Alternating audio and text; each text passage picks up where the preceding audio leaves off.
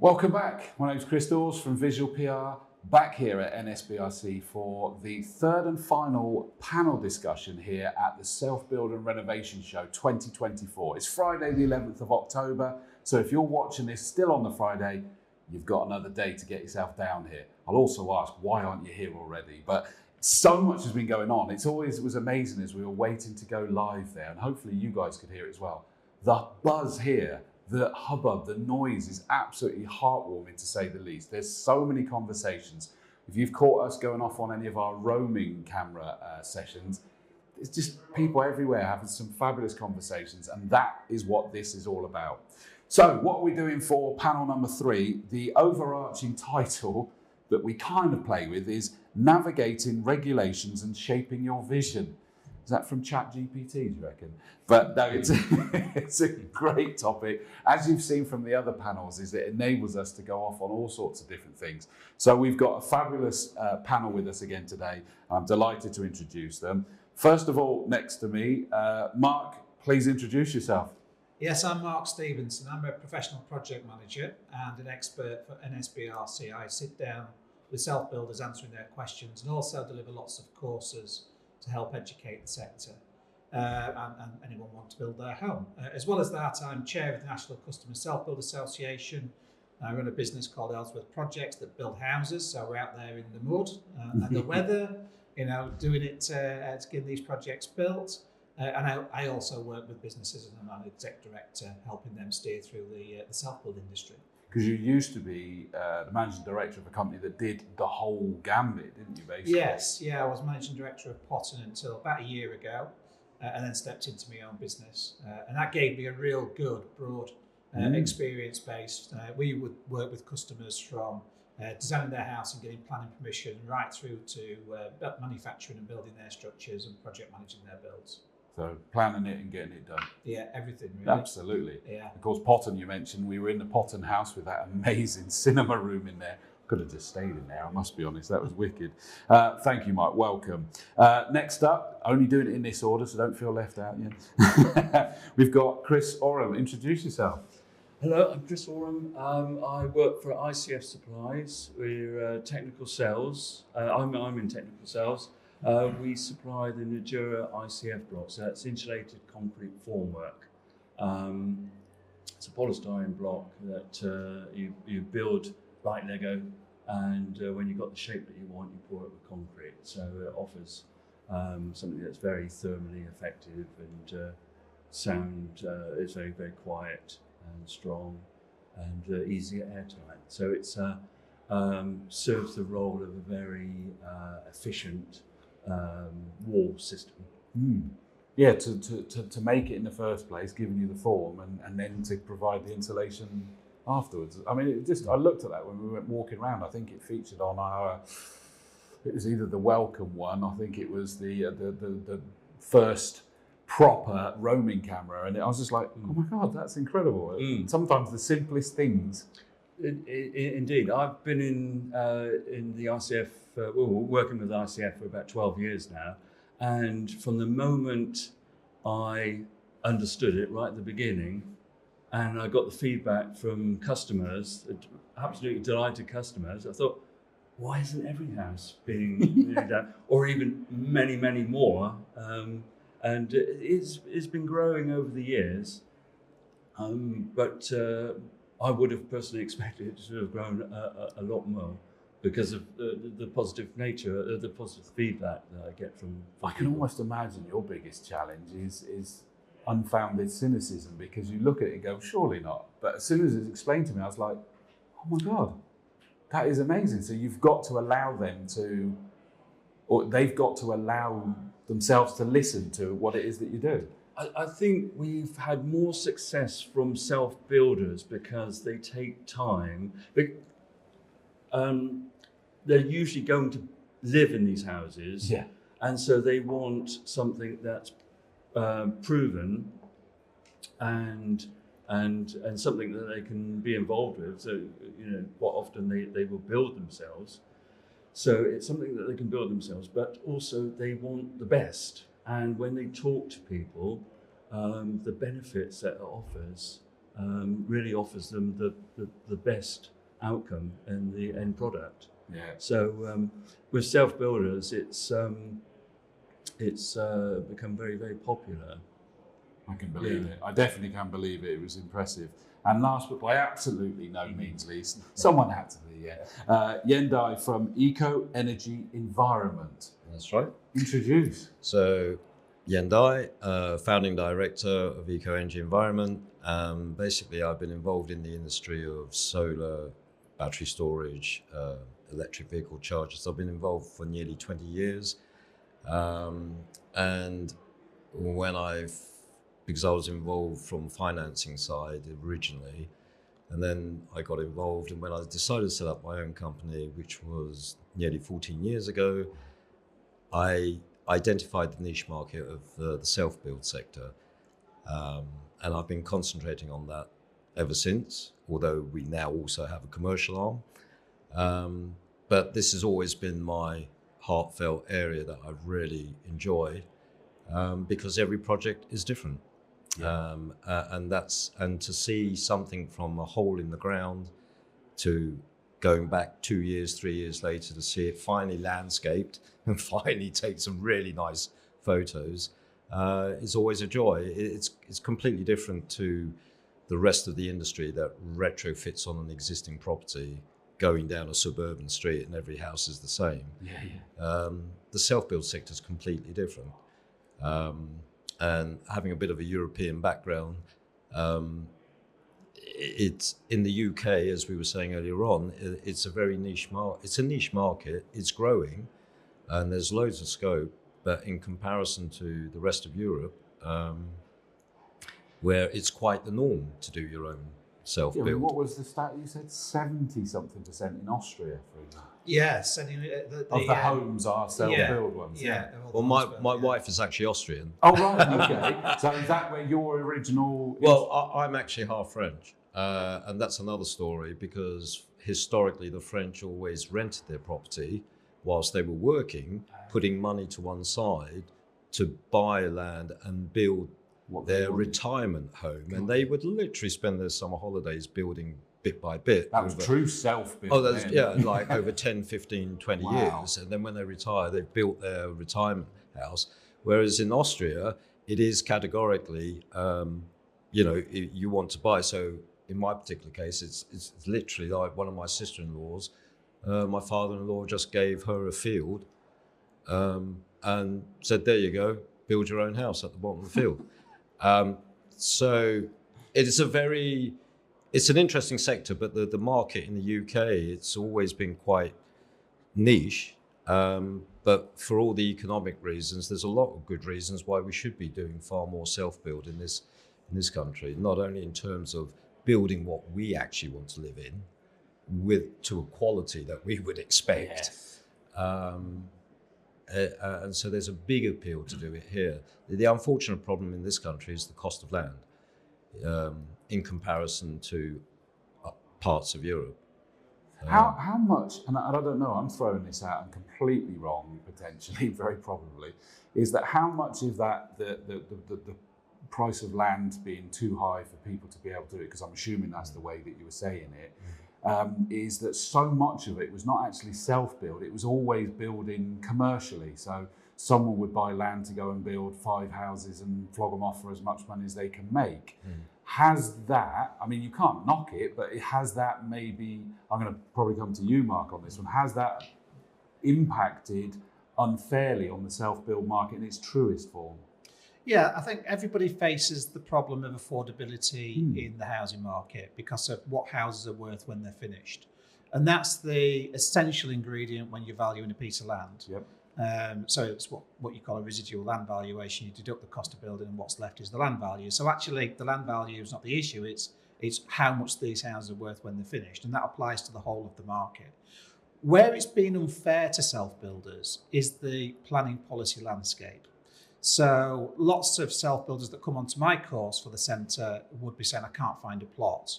And unfortunately, in planning policy terms, the development land that they'd be considering would be within settlements or connected to sustainable settlements, but not outside the settlement boundary. Whereas your big volume house builders can build on can extend a village or a town because they're helping to meet the housing crisis and provide homes, and therefore the council give consents for that. Yeah. So they have the ability to build volume in places that self-builders can't reach, and therefore we're focused onto the 6% of land that's being developed in the UK, and we're all on top of each other, kind of fighting it out in those planning policies, and that makes it tough.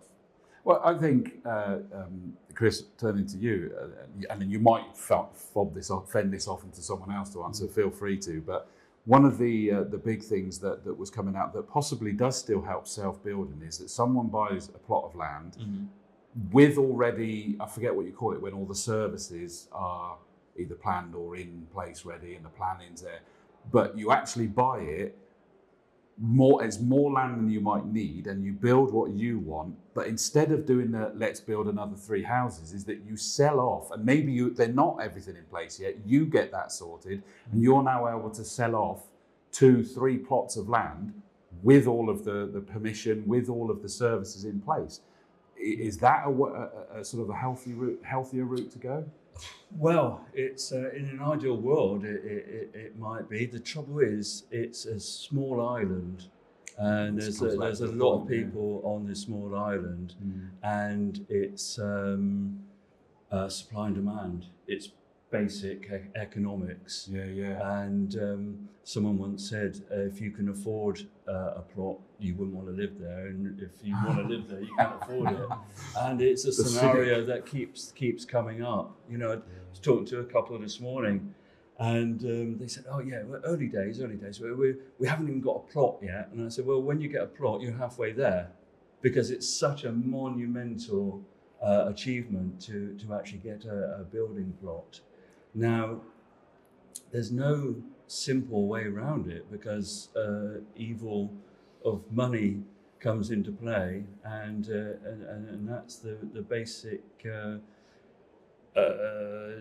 defining reason why you can't. It's not available. It. Yeah. But I think you can.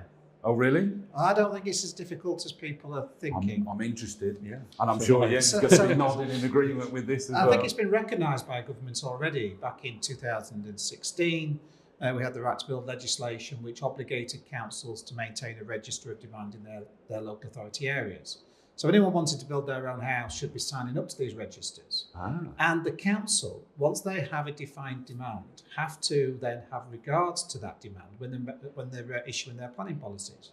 So they should be making opportunities to meet the number of people within a certain period of time, called the base period, to meet that demand.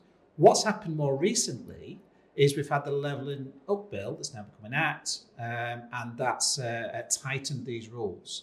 So if the council, say, had 500 people on the register and they're only delivering 300 consents, those consents have to be specifically for custom and self-built, not just any old house. And if they don't meet those numbers, they accrue and they add up. So the weight of obligation on the councils to meet the demand is increasing year on year. So we're now finding that the councils, in their planning strategies, are making land available, making it part of larger estates maybe, where there's a consent for volume house building, or there could be exception site policies. And there's all sorts of different tactics they're using, but we're having positive interventions. But what we need is people to sign up to the registers to put their mark down as a vote. Well, and then we get the support. And I'd never heard of this. I mean, but then I guess why would I? But are you signing up to be doing it within a finite period of time, or are you saying I intend to, so I better put my name down? Yeah, it's an intention. I want to build a house in this area. And are you committing to a timescale, I guess? Well, the base period's 3 years. From the date you put your name down, the base period that the council should be meeting that demand is within 3 years. But it doesn't mean if at the end of that you haven't found one, you give up and go away and don't. I guess I'm thinking the other way is that if they suddenly turn around after a year, for our argument's sake, and go, "Yep, we've got something," you go, "Oh crap, I'm not quite ready." No, well, I don't think it works that way. What the council can do is, if you've got something, you've managed to get a consent, that will be a consent that's counted against the numbers of the demand. Right. So, yeah, you've been satisfied and gone away, and hopefully the council should have enough policy in place to meet, say, the 500 people that have signed up. Yeah. But what we are seeing, this is where it gets a bit difficult, I don't think all the councils are being as supportive as they possibly No. can. Because why would they? They don't want loads of people on the register and loads of demands to meet. Yeah. But the consequence of them not doing it is that when developers like me that are going out there working with landowners to get consents and councils turn us down, we can then appeal. And then we win the appeals because then the inspectors are saying, well, hang on a minute, you're not meeting your demand. Oh, gosh. So that's why it's getting easier. There are tens of thousands of these plots in the pipeline coming down down into the marketplace. So there's plenty opportunity for public to do what they need to do to influence the outcome. Okay.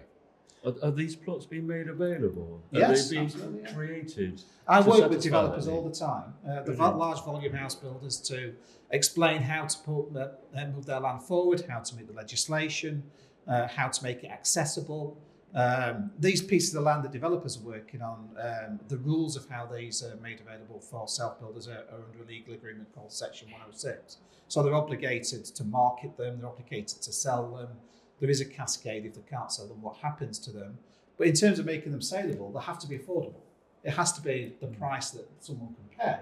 It has to be evidence and things like that. You can't go out there and ask twice the amount of money then because there's people aren't being satisfied with plots. So I think the market's changing massively.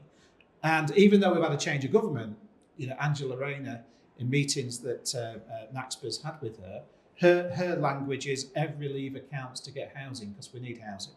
So customer self-build is firmly part of the mix moving forward. Yeah, There's no wonder this place is so busy as a result of that. Yeah, we're expecting some changes later this year, aren't we?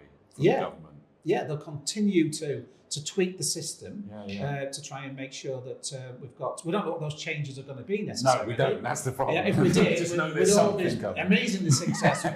But what we do know is that it's a big political agenda, and it's not going away. It's only going to get worse and worse. And until we build the numbers, the price of houses keep going up, and it's unaffordable.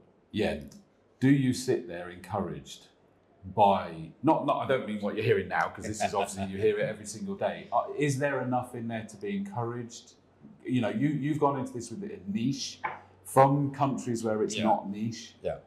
I think it is encouraging, but I think there's still a long way to go. For sure. I think the political will still needs to shift majorly into a higher gear. The local councils, whatever comes as a central edict, an edict from central government, still needs to really be understood by the individual councils. This is where we see immense frustration. Sorry, we got one of the walkie-talkies. Sorry about that. So I think there's still a long way to go, basically. But it is encouraging. Encouraging, yes. It is encouraging. That's the big one, isn't it? That's it. I know that I'm going to wrestle this away because I feel that we could go down rabbit holes here if we're not careful. Let me get it back onto, we obviously have been provided with a few questions, one of which we already got rid of after speaking beforehand to keep ourselves out of trouble, didn't we? But how do each of you help clients turn their vision into reality? So from your perspective, there's one up there as well. Sorry, we've unplugged the headphones and we're getting feedback on them. It just goes to show it's live. That's all we were doing, is proving that we're live, okay? Right, sorry, where was I going? Right, so each of you from different angles will have, I love hearing you say, because I've heard it quite a lot, that you get to see the same people come back and they're at different stages on this dream. Let's put it that way. It's a dream that they're trying to fulfill, which I've had so many people in your positions tell me it's wonderful when you suddenly have them emotionally telling you, we're now here, we're now there, we've done that. How do each of you in your roles, I'm going to start this end this time, what do you do to help turn their dreams into reality? Well, probably the first thing is to try and understand what their dream is. And very much in terms of their design of their property, what they envisaged, were they going to have slate, were they going to have an agricultural looking raised seam barn roof. Certainly from our perspective, it is really trying to understand what they envisage. And then the subtle bit is then trying to translate and explain to them what options there are and how close those options fit with what they were hoping to achieve. And budgets surely has got to come in there as well. And then, yes, and then the budgets come into it. And then particularly from our perspective, we also then have to gently explain to them that it's not how big a roof or how much space, because they may have a paddock, a field, whatever. It's not how much space for the solar.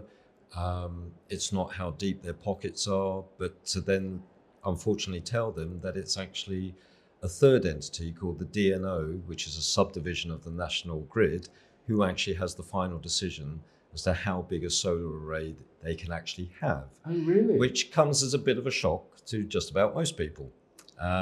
So you have to navigate, and of course this is where step by step, so having understood what they're trying to achieve, trying to understand whether they want to be how independent of the grid, how energy efficient, to what can we achieve with their plot, and then having to then wrestle and work out what we actually will be allowed to install, and putting it all together. Yeah. It's something that we see more in the self-build sector than in the retrofit market, and there's a reason for that, and that's the thresholds that the DNO permit. So many people never hear about the DNO because their roof size, they will never actually get a system big enough to tip the threshold. Having said that, that is actually now changing, and that has to do with the power output. The increase in the panels has changed dramatically over the last 5 years, 5-6 years. So if you took an average suburban road with a sort of 1930s semi-detached, your average, you were probably getting about 8-10 panels on it. But 5 or 6 years ago, your average panel was 250 watts, which meant you were just coming up or just on the 3.68 threshold, which is when you then have to start talking to the DNO. Yeah. So in the past, historically, it really didn't matter because the panel output was at 250. Now our panels are 450. So straight up to the threshold. We're already peaking, so we're already wanting to put a bigger inverter over the size of 3.68, so this is something that is actually changing in the retrofit market. But for the self-build sector, we are fortunate in so much that our roofs are bigger, which is why, so for companies like myself, we've always been engaged with the DNO for years, because we're in that fortunate position where we're designing and installing solar systems that are over and above this DNO threshold. Fair shout. There's a lot more to it than people. So, in other words, the final one, because I'm constantly told I've got 5 minutes left, but is that it probably, again, like so many things we're finding, is that they should be speaking to you a lot earlier in the project than they probably realise. Absolutely. As soon as even before they've got planning, because even in terms of the planning, it's not only about the design and the layout of the roof or the garage or the garden office, but it's also going back on that is to realistically, will they have an opportunity, should they be upgrading to 3-phase, or are we engaging the DNO on a single phase? Yeah.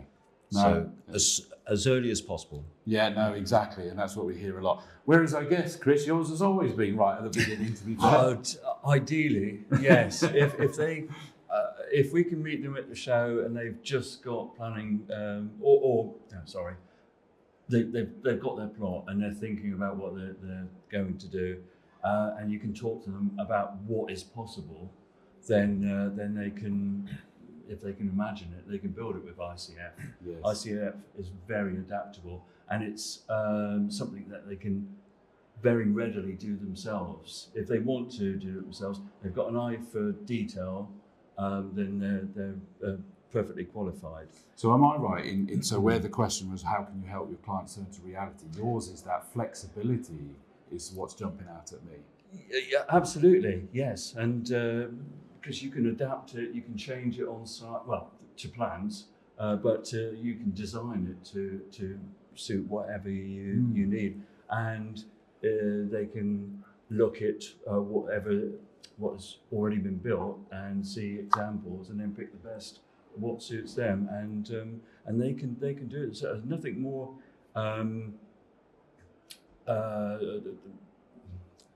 makes people more happy than to be building themselves. Yeah. And If to they're achieve that way. that. Yes. Yeah. Yeah. But no, I agree. So, Mark, I guess you're going to have to pick a particular area of all the bits that you're involved to be able to say, how do you help turn people's dreams into a reality? Yeah, I think the obvious question people would expect me to answer would be, I build houses, fine. But actually, increasingly, I don't think it's about building houses where I help the most. Self-building is a complex industry, but actually none of it is that complex that self-builders can't get their head around it. It's a little bit like looking at a motorway sideways and trying to pick out the makes of car and colours of car. You just can't see where you're heading. So what I do with people, I start right at the beginning and make sure the DNA of their project is deliverable. So I look at things like, my business partner's a planner, so we do the planning appraisals. We then do things like get the budgets right, make sure the design fits the family brief, paint the picture of the journey that's particular to them, make the whole thing about them, get the DNA right, and then it's deliverable. If you don't get that right, you're heading down the wrong direction. You do the wrong things, you procure the wrong people at the wrong time, and even though these, there might be the great solutions, if it's the wrong fit, it just doesn't work for them. Yeah. So you've got to make their projects about them and enable them to unlock it in the self-build world.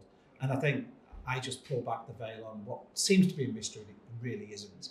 The centre is the hub of where I do that, by getting people down here and talking to them and going through the education and looking at their projects right at that DNA stage. Including, presumably, the longevity. And what I mean by that is not the longevity in the sustainability sense, but as in, this is what I need now, but in the future, what happens if one of us become less mobile, for example, is an obvious one that jumps out at me with some amazing solutions I've seen here.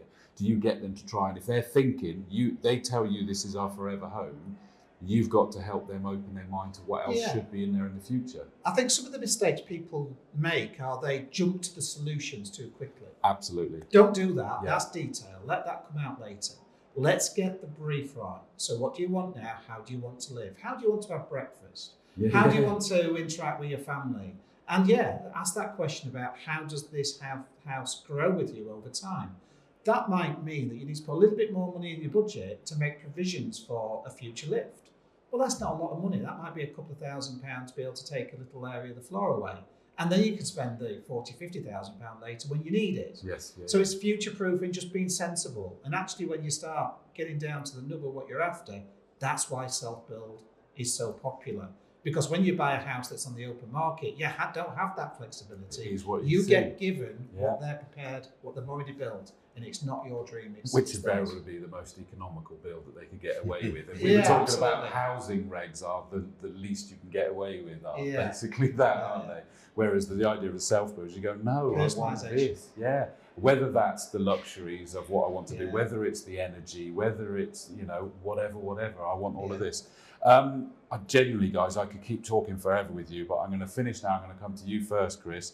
Why should someone come and see you and collectively within your organisation at the show? What would they come and find out?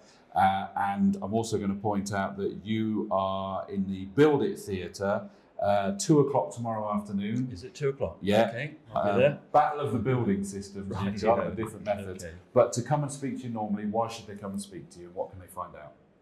ICF is a fantastic product, so many benefits, and it's something that people can genuinely build themselves. So it will help them achieve a dream, and just come and see us and we can tell you the benefits. And places like this are perfect. People need to expand their mind, ask lots of questions of everybody, and then they can narrow it down to whatever suits them. Might not be our product, but it'd be something that suits them.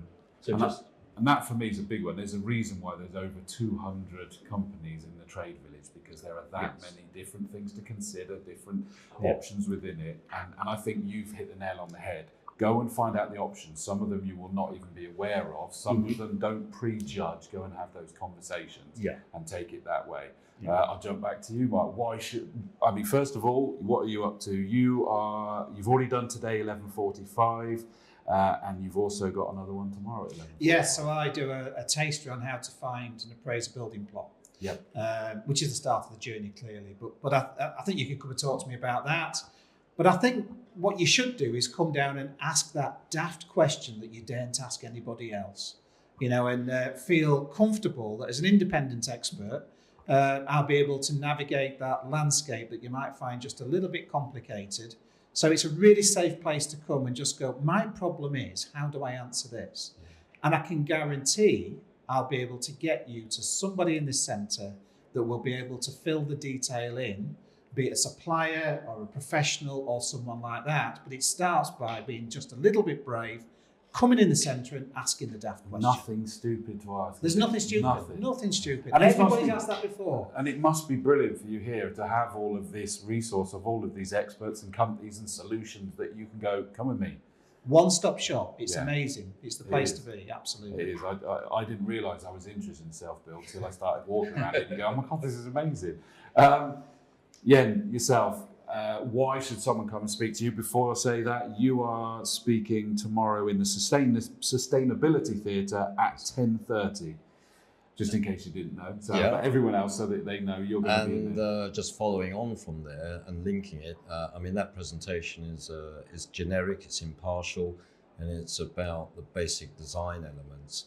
And I think it's because it's impartial, it's not about my business, it's about the key elements in the design to maximize your investment. And I think that echoes what this venue here at the National Self-Build Renovation Centre. It is a unique venue in the country, and it is there, and it's there to come and ask questions. No question is stupid. If you don't particularly work in our trade, how would you know the question or the answer? So it's the opportunity to come. And why come and speak to us? Well, because this is what we've specialised. And although, of course, we're an installation company, and we quite openly declare that we make our money from our installations, but the ethos and the motto of the company is consultancy first and foremost. If you don't know what you want, or you don't know what the options are, you need to have the opportunity for someone to explain what is available for you. Especially as a final comment, is that it's become a lot more combined in other areas. I know you were saying is that solar plus the battery storage plus the EV now, all of that. So, and it just logically, instead of it being separate things, it all comes under the same solution. That's very much so. We are, as an industry, moving away, or multiple industries have effectively come together. It's now not selling one particular product. It's actually a general service. It's a whole ecosystem. Including the tariffs, the variable new tariffs that the utility companies are offering. So all in all, it's a much bigger picture, and at least here people can get the opportunity to actually understand how these different elements integrate, because that's the way you're actually going to maximize your investment and get the biggest benefit overall. Apologies, guys, that I didn't get to go into some of the other questions I'd have liked to have gone in, but hopefully it was a bit of an amuse-bouche for you all from these experts. In essence, what I'm really able to show you there is that this is exactly why you come down here. There are so many subjects we could have, should have gone into there. I just had them for 30 minutes maximum to go into a few areas, and it's deliberately with a mixed bag of expertises. Gentlemen, thank you so much for joining us. That was really, really insightful and really useful. Get down here and see them tomorrow. Remember, you can jump online to the event page and you can actually get free tickets and free parking, everything. Get down here.